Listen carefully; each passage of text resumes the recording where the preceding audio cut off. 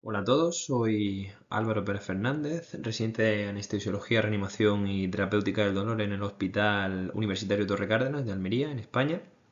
Y en esta sesión vamos a hablar sobre el equilibrio ácido-base y por qué es importante realizar un manejo adecuado del mismo en el ámbito de la anestesiología y los cuidados críticos.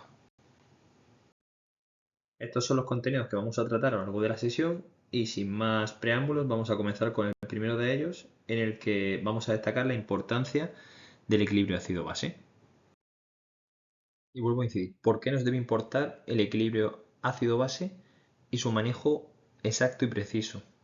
Pues debe importarnos porque fuera de este estrecho margen terapéutico entre un pH de 7,35 y 7,45 pueden suceder cambios que comprometan toda la homeostasia celular y afectar de manera muy crítica a nuestro paciente, sobre todo de cara a la afectación que puede tener sobre cierta farmacología que podemos aplicar y que aplicamos en el día a día a nuestros pacientes.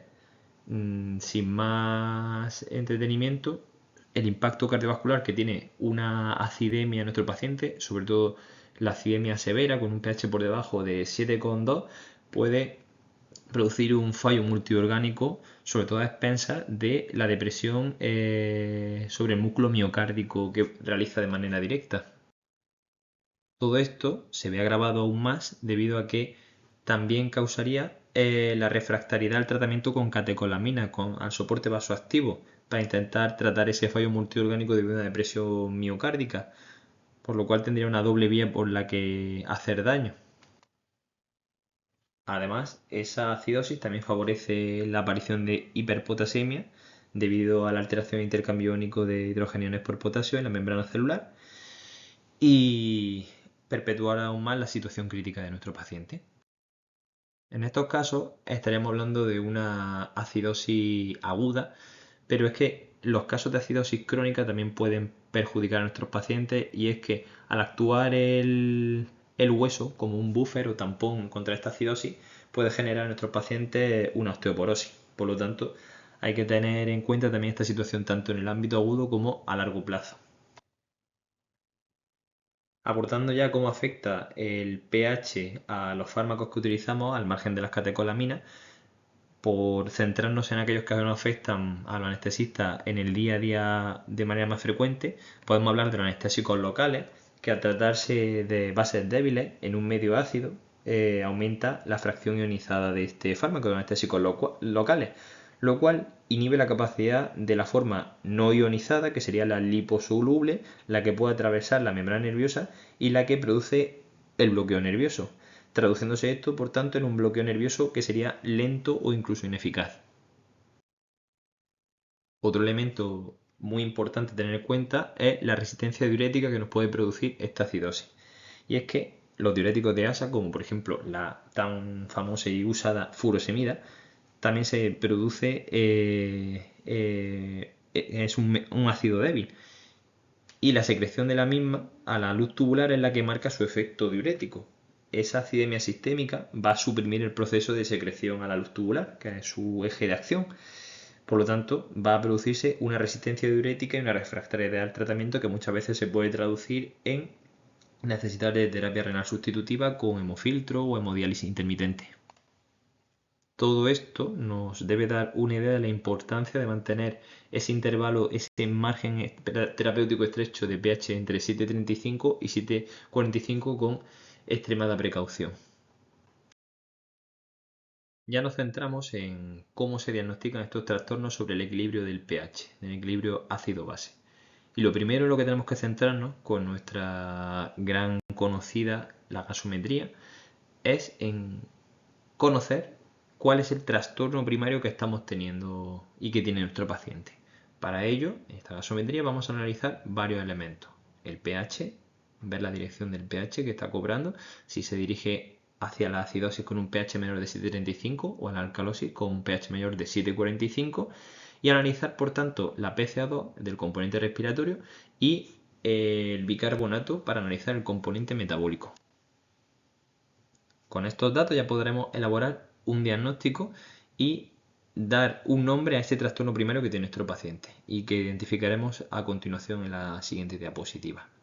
También es muy importante valorar la compensación que está haciendo nuestro paciente, ya que según el trastorno primario que tenga nuestro paciente, aquel componente que no era responsable, es decir, si es responsable de la acidosis será la PCO2 elevada, será el otro componente, el bicarbonato, el metabólico, el que produzca la compensación, ver cómo se está comportando, si está realizando una compensación adecuada dentro del rango de normalidad. Es muy importante destacar que si esta compensación es o insuficiente o excesiva, puede que nos encontremos ante un trastorno mixto. Es decir, podemos encontrarnos con una acidosis metabólica combinada con una acidosis respiratoria por X circunstancias clínicas, que nos vamos a ir nombrando una a una porque serían eternas, pero que deberíamos sospechar en caso de que esta compensación o falta de compensación nos rompa los esquemas de lo que debería estar sucediendo en nuestro paciente. También es importante destacar que esta compensación nunca nos va a normalizar el pH. En caso de alteración de los componentes que analizamos para ver ese trastorno primario que tiene nuestro paciente, estén alterados y encontremos un pH normalizado, más aún tenemos que sospechar de tener un trastorno mixto que nos esté produciendo dos frentes que debemos resolver. Y tan importante es saber que a nuestro paciente le está sucediendo algún tipo de alteración en el equilibrio ácido-base como conocer cuál es la causa o intentar averiguar cuál es la etiología de esa alteración que tiene nuestro paciente. Disponemos de varias herramientas, aparte de conocer la historia del paciente y todo su contexto clínico, tenemos dos herramientas y hasta tres herramientas para poder intuir y averiguar la causa de este trastorno del equilibrio ácido-base en nuestro paciente, como son el anion gap, el cloro urinario y el exceso de bases, que veremos un poquito mejor explicado a continuación. En esta tabla podemos ver un pequeño resumen de los trastornos primarios del pH que nos podemos encontrar en la práctica clínica diaria. Y en esta otra tabla podemos ver también un resumen de cuáles serían las compensaciones del otro componente no patológico, no afectado en nuestro paciente, que deberían producirse para encontrarse dentro del rango de la compensación normal. Y tener en cuenta que cuando nos encontremos fuera de este, deberemos sospechar y descartar que estemos ante un trastorno mixto que debemos abordar de una manera algo más compleja. Ahora vamos a pasar a explicar las distintas herramientas que hemos citado anteriormente que nos van a permitir tanto el correcto diagnóstico de cuál es el trastorno que tiene nuestro paciente como al manejo del mismo, si está compensando de manera adecuada. La primera de ellas es el exceso de base, representado muchas veces en la gasometría de nuestro día a día con BE. ¿Y qué es esto del exceso de bases? Pues es un parámetro gasométrico que es clave para cuantificar el componente metabólico no volátil del equilibrio ácido-base y que es independiente del estado ventilatorio de nuestro paciente.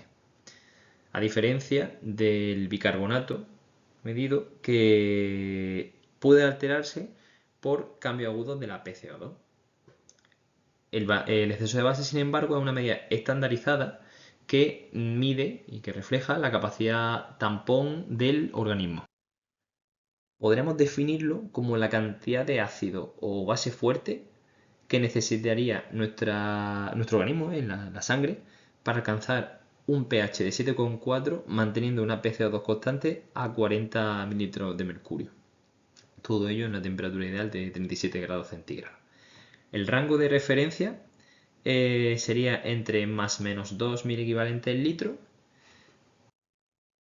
Y ya pasando a valorar lo que significarían los valores, nunca valga redundancia, de este parámetro, un exceso de bases negativo nos indicaría la presencia excesiva de ácidos no volátiles, por ejemplo, el ácido láctico en nuestro sistema, y que requiere de una adicción de base para neutralizarlo. Por tanto, estaríamos ante un marcador muy sensible de hipoperfusión tisular y de shock.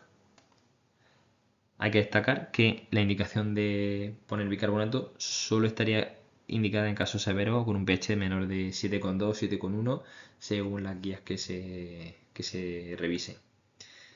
Sin embargo, encontrarnos con un exceso de bases positivo, estaremos ante una alcalosis metabólica, por tanto, y significa que hay un exceso de estas bases por pérdida de cloro hídrico, por unos vómitos, porque se ha hecho durante una intervención una succión nasogástrica o por un excesivo aporte de bicarbonato, como hemos comentado anteriormente, fuera de indicación. Pasando a ejemplos prácticos, ¿cómo podremos manejar un exceso de bases negativo es decir, mayor de menos 5 miliequivalentes litros y que nos indicaría por tanto que nuestro paciente tiene una acidosis metabólica?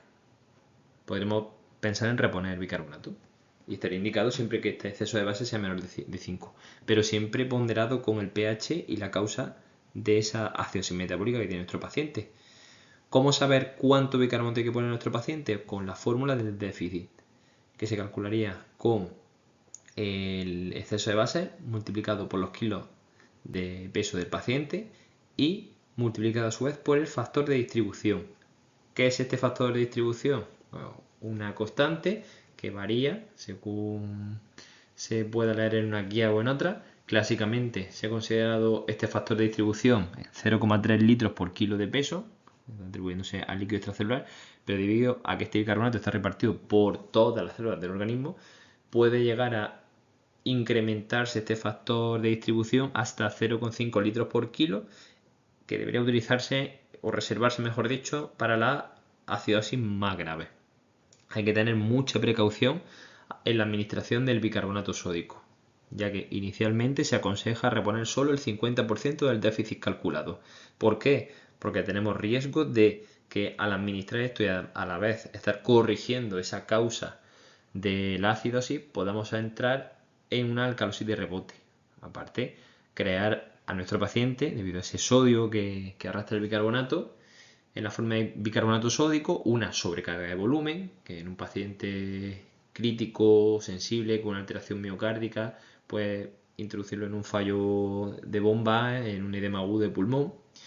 Y también cuidado con ese sodio en cuanto a la hipernatremia y todo lo que conlleva esta alteración iónica. Como decíamos, es muy importante tener en cuenta por qué se está produciendo esta acidosis metabólica, para saber si poner bicarbonato o no, porque tenemos que contextualizar todo. En un shock séptico o hemorrágico, lo prioritario, nos vamos a encontrar seguramente una acidosis metabólica láctica con un anion gap elevado, ya entraremos más adelante a valorar y a definir el anion gap y su utilidad, pero la prioridad etiológica que hay que tratar es la restauración hemodinámica y la perfusión tisular de nuestro paciente. Mantener al paciente con un adecuado nivel de hemoglobina o tratar ese foco infeccioso que está metiendo en esta situación a nuestro paciente. El bicarbonato pues está indicado con un pH menor de 7,1 o una situación de hiperpotasemia. Si encontramos que la causa es esta acidosis metabólica, en este caso encontraremos una acidosis metabólica hiperclorémica con un anion gap normal por un exceso de infusión de salino, lo primero sería cambiar esa solución salina por una solución balanceada como el Ringer lactato o el plasma lite. Y si el caso es el de una acidosis tubular renal, pues ahí sí que habría que aportar bicarbonato. Podríamos plantearnos incluso la opción de vía oral para mantener un bicarbonato plasmático mayor de 20.000 equivalentes. Por otro lado, en las alcalosis metabólicas, en las que dispongamos de un exceso de base mayor de más 5 equivalentes litros, debemos clasificarlas en dos categorías según la sensibilidad o la resistencia al tratamiento con el cloro. Aquellas sensibles a la administración de cloro, en la que encontraremos un cloro urinario que mediremos menor de 10.000 equivalentes litros y que podemos presenciar en situaciones como vómitos o succión nasogástrica completa o el uso de diuréticos, la prioridad será administrar solución salina con cloro para que este cloro que aportamos permita la excreción renal del exceso de bicarbonato que tenemos.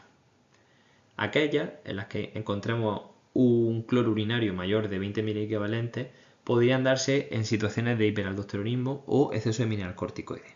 Por tanto, la prioridad va a ser tratar la causa, dando antagonista de los mineralocorticoides como la espironolactona, o si hay un tumor productor de aldosterona, pues la cirugía. En casos muy graves y refractarios podría plantearse incluso la administración de clorhídrico diluido o la diálisis.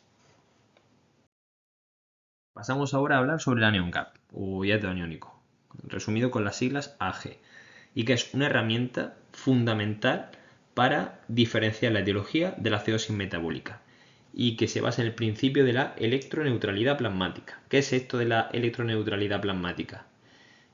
Este principio presupone que las cargas de los cationes plasmáticos son iguales a las cargas de los aniones y deben ser neutras. Por tanto, a pesar de que existen muchísimos cationes y muchísimos aniones, tratamos de simplificar esta fórmula para su cálculo con aquellos que producen el mayor peso de estas cargas, y que son el sodio, el cloro y el bicarbonato. Haciendo el cálculo que indica la fórmula de sodio menos la carga total del cloro más el bicarbonato, deberemos tener un valor cuyo rango de normalidad debe oscilar en torno a 10, en torno al rango del 8 a 12 miliequivalentes litros. Es muy importante, y más en nuestros pacientes críticos, dar el papel que merece a las proteínas plasmáticas. En este contexto, a destacar sobre todo la albúmina, ya que es el principal anión no medido que otorga electrocargas al componente plasmático, y que por tanto, si encontramos una albúmina por debajo de 4, por cada gramo decilitro de albúmina que esté por debajo de este valor de 4, debemos sumar 2,5 miliequivalentes litros al anion gap que hayamos calculado. Después de definir lo que es el anion gap, cómo se calcula y las posibles correcciones que hay que hacer sobre él, vamos a ver ejemplos prácticos de su utilidad. En este caso, vamos a hablar sobre aquellas acidosis metabólicas en las que no encontramos el anion gap aumentado. En este tipo de acidosis encontraríamos un anion gap aumentado debido a la ganancia de un ácido no volátil. Ese anión del ácido, que no es medido, consume el bicarbonato y agranda la brecha aniónica, dándonos ese resultado de un anion gap por encima de 12 en este caso. ¿Cómo podremos recordar fácilmente las principales causas de acidosis metabólicas con anion gap aumentado? Pues con la regla mnemotécnica Cute Dimples, que significan hoyuelos bonitos, y que definiría las iniciales de cianuro, urea, tolueno, etanol, cetoacidosis debido a causa diabética, la isoniazida y la carga excesiva aguda, la sobredosis de hierro, metanol, el propilenglicol y también el paracetamol, acidosis láctica, por ejemplo hipoperfusión tisular, el etilenglicol y los salicilatos. El tratamiento de todas ellas, además del soporte a nuestro paciente, sería el eliminar ese ácido, algunas de ellas mediante diálisis o alcalinización de la orina, o detener su producción. Por ejemplo, en la acidosis láctica, pues mejora la perfusión, o la cetoacidosis, pues la administración de insulina. Pasamos ahora a hablar sobre las acidosis metabólicas en las que encontramos el anion gap en rango de normalidad. Son aquellas en las que se produce una pérdida de bicarbonato o una ganancia de cloro, en las que a veces el cloro aumenta para reemplazar ese bicarbonato perdido. ¿Cuándo puede suceder esto? Pues en aquellas pérdidas gastrointestinales como la diarrea, en la que hay un exceso de pérdida de bicarbonato, o cuando se tienen drenajes a ciertos niveles intestinales tras una cirugía con fuga que producen esa pérdida de bicarbonato total, en pérdidas renales, en lo que se conoce como las acidosis tubulares renales, o de manera iatrogénica, que es lo más frecuente, por un exceso de solución salina que tiene un cloro de 154 miliequivalentes, bastante superior a lo que se encuentra en el plasma, que suele estar rondando los 100 miliequivalentes litros, debido a ese suero salino al 0,9% con ese exceso de cloro. El tratamiento va a ser la reposición del bicarbonato que se haya perdido en caso de que esta haya sido la causa, o Sin embargo, si estamos por un exceso de administración de fisiológico, sustituir estos fluidos por unos cristaloides balanceados como el Ringer o el Plasmalite para evitar el exceso de cloro que estos suministran. En esta diapositiva vamos a hablar un poquito sobre los trastornos respiratorios y la compensación que vamos a encontrar. Nos centramos en la acidosis respiratoria por el aumento de esa pH de CO2 y centrándonos en las causas que nos atienen en el punto de vista del paciente crítico, la anestesia. Podría darse este cuadro en pacientes con una depresión respiratoria secundaria a la administración de opiáceos o una relajación residual, por ejemplo, por un efecto remanente del rocuronio en paciente al que no se le administra la suficiente dosis de Sugamadex. Y la compensación que nos vamos a encontrar sería una a nivel renal, lenta, con la retención de bicarbonato. En cuanto a la alcalosis respiratoria, con un descenso de esa PCO2, las causas pueden ser ansiedad del propio paciente con una hiperventilación por ese cuadro de nerviosismo antes de una intervención o por alguna noticia que se le ha dado, o en aquellos con estado de ventilación mecánica, settings excesivos en el ventilador con una frecuencia respiratoria elevada. La compensación también se va a dar a nivel renal, por tanto, y sería de manera lenta la excreción de bicarbonato. Recordar que en aquellos trastornos mixtos la compensación en sí va a ser lo que produzca la aparición de este, si es mayor o menor de lo esperado, como veíamos en el cuadro anterior. Y en esta última diapositiva me gustaría resaltar varias perlas, varios tips que llevarnos a casa para tener claro y sacar el máximo provecho a este equilibrio ácido-base y las herramientas que nos proporciona. La primera de ellas es la elección de la gasometría, arterial o venosa. La bondad de la gasometría venosa periférica es que nos permite de manera fiable valorar el componente metabólico, el pH, el bicarbonato y el exceso de base, que son prácticamente equivalentes estos valores a los que nos daría una gasometría arterial. Pero no es fiable para valorar el componente respiratorio, ya que la PCO2 es de hasta 6 hasta 8 milímetros de mercurio más alta que la gasometría arterial. Por tanto, la conclusión práctica que podríamos obtener del uso o de la elección de esta gasometría sería usar la gasometría venosa sin necesidad de recurrir a un acceso arterial para valorar el estado metabólico, y en el caso de que se necesite una medición precisa de la ventilación, la PCO2 y la PO2, usar la gasometría arteriales. En cuanto a la relación que tiene el potasio y el pH, existe una relación inversa, ya que al disminuir el pH, por cada 0,1 unidades de descenso del pH, aumenta la concentración de potasio 0,6 milimoles litro. Por tanto, si tenemos un paciente con una acidemia y encontramos unos valores de potasio en rango de normalidad, lo que tenemos delante es una hipopotasemia subyacente que, cuando corrijamos esa acidosis, va a dar la cara. Por lo tanto, habrá que tratar preventivamente para evitar los síntomas secundarios de esa hipopotasemia que tenemos ahí oculta. Y el último de los consejos que podemos llevarnos a casa es volver a repetir que hay que tener precaución al usar bicarbonato, porque tiene muchas indicaciones controvertidas y esta alberga muchos peligros, como la sobrecarga de volumen por ese sodio que va acompañando el bicarbonato, la hipernatremia, de nuevo secundaria a la administración de bicarbonato sódico, y la acidosis intracelular paradójica por la liberación de ese CO2, ya que al introducirse el bicarbonato en el organismo, este se combina con los hidrogeniones para neutralizarlos, liberándose agua y carbónico. Este carbónico es muy liposoluble, se adentra dentro de las células y dentro de estas va a unirse de nuevo para liberar bicarbonato e hidrogeniones. Esos hidrogeniones van a producir una acidosis a nivel intracelular con las consecuentes deterioro de su funcionamiento normal. Por lo tanto, hay que tener claras cuáles son las indicaciones 100% en las que se debe administrar el bicarbonato, es cuando encontremos pH menores de 7 o 7,1 o la hiperpotasemia potencialmente mortal, con la idea de estabilizar la membrana o en algunas intoxicaciones. En cuanto a la acidosis metabólica hiperclorémica, lo que se prefiere tanto para evitar como para mitigar la acidosis metabólica producida sería el uso de cristaloides balanceados. Estos serían los artículos y documentos que he consultado para la elaboración de esta presentación. Y sin más dilación, agradeceros haber llegado hasta aquí y quedo a la disposición de todo el que lo quiera para resolver cualquier duda que haya podido quedar. Muchas gracias.